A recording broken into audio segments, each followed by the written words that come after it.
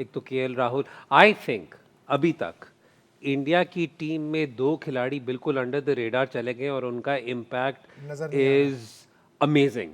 एक अक्षर पटेल यस। और एक KL Rahul. Absolutely. So let's just quickly just have a word on those. Well absolutely, जिस तरीके से वो बैटिंग कर रहे हैं, I mean he is just playing the cameo role, लेकिन जो इनिंग्स हैं उनकी स्ट्राइक रेट जो है एक्सेप्शनल है थ्रू आउट।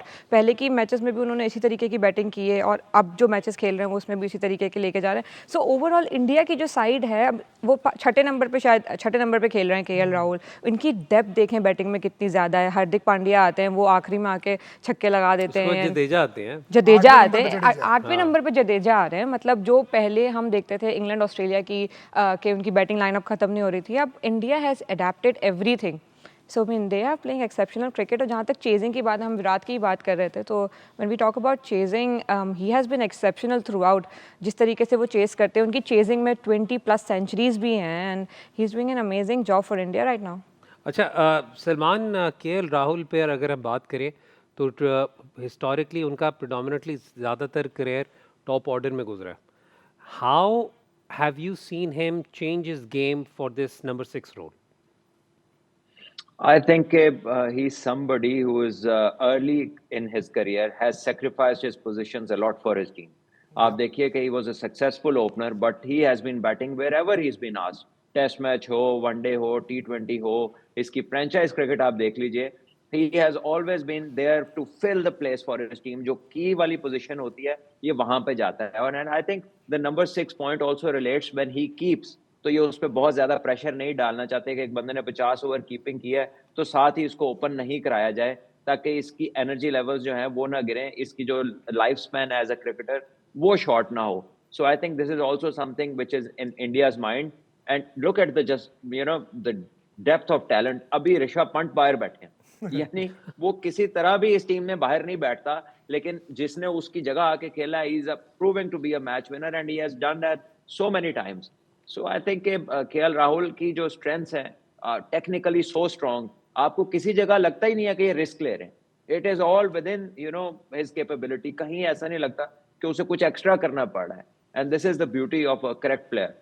हम जब इंडिया के बैटिंग कार्ड पे देखते हैं तो there are so many names जिनकी तारीफ बनती है। श्रेयस अय्यर की इनिंग्स, जिस तरह सलमान ऑलरेडी बता चुके हैं, जो पार्टनरशिप उन्होंने लगाई थी, लेकिन everything, the entire tone is always set by the captain in this team. Rohit Sharma की कैप्टनसी और उनकी अप्रोच पे Salman, if you can just share a few words. I think he's a brilliant captain. He reads the game so well. उसके changes इतने अच्छे हैं. Field placing, mind games भी बहुत जबरदस्त खेलता है. There is a good captains. They show you the fields to get you into shots. So he is somebody who masters that art. वो इतना ज्यादा दिखाता है फील्डिंग ऐसी कि बैटर्स को वो एंटाइस कर रहा होता है कि आप चांसेस लें. और I think he is very brave as a captain too. And his record, obviously वो अपनी कहानी खुद बताता है. There is nothing more that somebody can tell. He's just lost one game and that is the World Cup final in the last leading up to 2023 World Cup से लेकर अभी तक. और ये उसका तीसरा ICC इवेंट है in that span.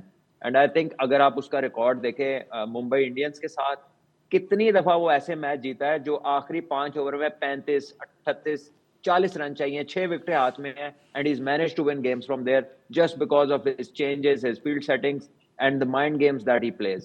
So I think he's an exceptional talent, exceptional leader, जो कि strategically I think he's on top of his game. और आप उसकी body language देखा कीजिए, जब under pressure team आती है इंडिया की, या when he is talking to his bowlers, just look at his body language. वो लगता ही नहीं है कहीं के he is gone with the wind, के या कोई लगे ना कि हालात के साथ एक बंदे ने अपना आप छोड़ दिया है. कहीं आपको ये फील नहीं आती. ऐसा लगता है कि he's taking it everything so smoothly. And this is the hallmark of a true leader. Absolutely. और अगर हम इसी तरह कॉन्वर्सेशन करते रहे तो इनका again what happens with this result is कि डिटरमिन करता है कि दुबई के अंदर अब आईसीसी चैंपियंस ट्रॉफी 2025 का फाइनल खेला जाएगा. Again the favourites will be India obviously, जिस तरीके से उन्होंने खेला है, but let's not take away from the talent that they have. अभी बात कर रहे थे सलमान के किस तरह केएल राहुल ने सैक्रिफाइस किया है अपनी अपनी टीम के लिए और बार बार पोजीशन के. मेरे दिमाग में तो एकदम से आया कि कितना अनफॉर्चुनेट रहा है उस सेंस में दिनेश कार्तिक का करियर जिनके सामने MS धोनी थे. Yes. Otherwise Dinesh Karthik could have been in any team in the world, नहीं कायनात? Well, absolutely. जो क्लास थी उनकी has shown as well throughout the career as but जब आप देखते हैं वहाँ पे धोनी है तो कैसे उसे रिप्लेस कर हाँ सकते जी, हैं, पॉसिबल ही नहीं है. द वे धोनी का करियर रहा है, it's almost impossible to do that. But the good thing is कि MS धोनी के होते हुए उन्होंने अपॉर्चुनिटी दी दिनेश कार्तिक को, और वहाँ धोनी ने भी अपने सेक्रीफाइस में उसको हमेशा अपने से ऊपर भेजा, मिडिल ऑर्डर में खिलाया. अच्छा, वक्त हो रहा है ब्रेक का वक्त हो रहा है जी. Will take a short break, उसके बाद विल बी राइट बैक. देखते रहे Allied Bank Champion zone.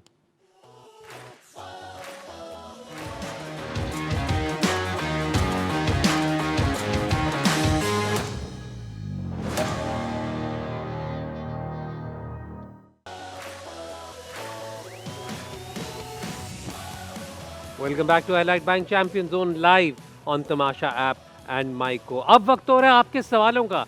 Hashtag ask the champions पे अपने सवालात भेजें and we will feature them in the show. आप कोशिश करेंगे कि ज़्यादा से ज़्यादा सवालों को इंक्लूड कर सकें, लेकिन वक्त की किल्लत की वजह से ज़रा थोड़ा सा कोई मिस हो जाता है तो उसके लिए हम आपसे माजरत खाएं. पहले सवाल की तरफ चलते हैं जी. Let's just quickly have the first question. Hashtag ask the champions पे जो पहला सवाल आया, ये राय अजलान साहब मुसन्निफ, ये एक बहुत बड़े अब तो इन्फ्लुएंसर बन गए हैं, तो इन पे मैं खैर बाद में बात करूंगा. उनका है कि जी हैशटैग आस्क द चैंपियंस पे सलमान, ये सवाल आपसे है कि what makes Travis head so effective up top against India. He was a bit unlucky today, otherwise his record in overs 1 to 10 against Spain is pretty impressive with a strike rate of 115.38. ऐसी क्या चीज़ different या unique करते हैं Travis head? Well अगर मैं इसको मतलब obviously suddenly ये एक सवाल आ गया, बट आई थिंक कि कोई ऐसी पर्टिकुलर चीज नहीं नजर आती except just being a left hander. अगर मैं पिछली कुछ डेकेड्स देखूं तो इंडिया के अगेंस्ट लेफ्ट हैंडर्स ने बड़ा थ्राइव किया है. Let's talk about my self. मेरे बाद नासिर जमशेद ने भी इनको मारा. उसके बाद अगर आप देखें आगे चले जाएं तो ये भी इसके खिलाफ अच्छा खेल रहा है, ट्रेविस हेड. इससे पहले हेडन जो थे वो भी क्वाइट डोमिनेंट रहे against India. So I think something with the left handers that they have got, you know, क्योंकि हम कोई ऐसा नहीं है कि पर्टिकुलर स्टाइल है, सारे डिफरेंट स्टाइल के प्लेयर्स थे, but this is something that the left handers have got going against India. And I think कि ये तो अटैक ही करता है and he takes his chances even though कि वो बड़ा खुल के खेलता है, फिर भी इंडिया जो है वो आई डोंट थिंक दे